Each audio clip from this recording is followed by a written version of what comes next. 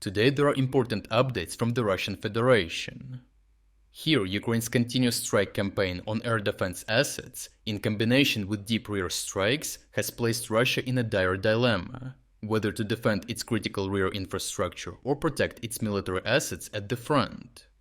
Either choice could potentially expose Russia to systematic destruction, leaving them increasingly vulnerable. The most significant Ukrainian strike targeted the Ryazan oil refinery, one of Russia's top 5 largest refining facilities, processing 17 million tons of crude oil annually and a vital component of Russia's military logistics and economy, supplying fuel essential for civilian and military operations. The drone attack triggered massive fires, forcing a shutdown of operations and severely disrupting fuel supplies. Achieving such deep strikes required neutralizing Russian air defense networks, which Ukraine executed with remarkable effectiveness. Since destroying well-protected air defense systems in the deep rear is more difficult, Ukrainian forces focused instead on destroying those deployed closer to the front. In a single day, Ukrainian forces destroyed a staggering number of Russian air defense systems: 2 Panzer S-1s, 2 S-300 systems, 1 OSA system, and 1 Buk N-1 system. In the following days, Ukrainians destroyed 1 S-400 system in Kursk and several Buk M3 and Tor M2 systems in the Belgorod region. Then Ukrainians targeted an electronic warfare system in the Kherson region and 1 radar, 1 Tor M2 and 1 Buk M3 system through FPV drone strikes in the Zaporizhia region. Ukrainian Special Operations Forces were also able to destroy 2 additional Russian Buk M2 air defense systems, together with their crews, repairmen, and accompanying service vehicles. Ukrainians accomplished this through the work of resistance groups like Atesh, operating behind enemy lines, providing real-time intelligence on Russian defenses. They relay precise coordinates for strikes and document results, ensuring no Russian system is truly safe.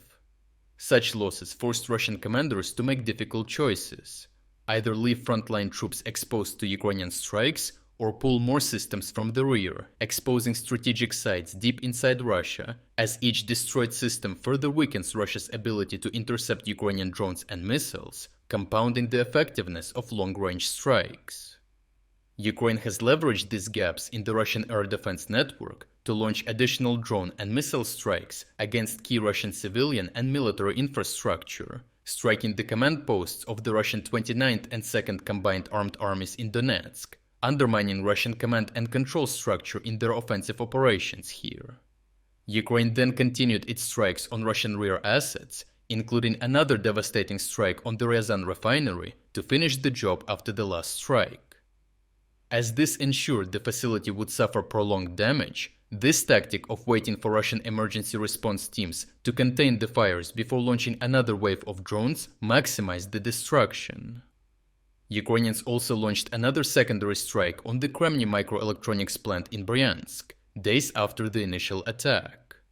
This crippled one of Russia's key military electronics manufacturers, which supplies critical components for S-300, S-400 and Iskander missile systems. Next, a drone strike on an oil depot in Voronezhy ignited fires that burned for days, only for a secondary strike to cause further destruction. The Smolensk aviation plant, responsible for producing and upgrading Russian combat aircraft, was also successfully hit by Ukrainian drones, significantly disrupting operations. Another strike targeted a key storage facility in Orel, where Russia stockpiles Shahed drones used daily against Ukrainian civilians. Over 200 enemy drones were reportedly destroyed, dealing a major blow to Russia's strategic striking capabilities. The last strike occurred in Kazan, where overnight Ukrainian drones hit a military airfield, an aviation college, and an aircraft plant, where Tu-160 and Tu-22 strategic bombers are produced and repaired. Overall, Ukraine's strike campaign is carefully designed to force Russia into an impossible choice. Russia must either prioritize defending its strategic rear infrastructure, such as oil refineries, microelectronics plants, and defense industry facilities, leaving frontline troops vulnerable, or focus on protecting military assets inside Ukraine, exposing vital economic and military infrastructure deep inside Russia to devastating strikes. By systematically degrading Russian air defenses, Ukraine has reduced Russia's ability to protect both fronts simultaneously, putting them in front of a dreadful dilemma, which leaves key strategic targets more vulnerable to Ukrainian drone and missile attacks. If you are against the invasion of Ukraine and you want to support the work that I am doing, consider subscribing to our own independent news website.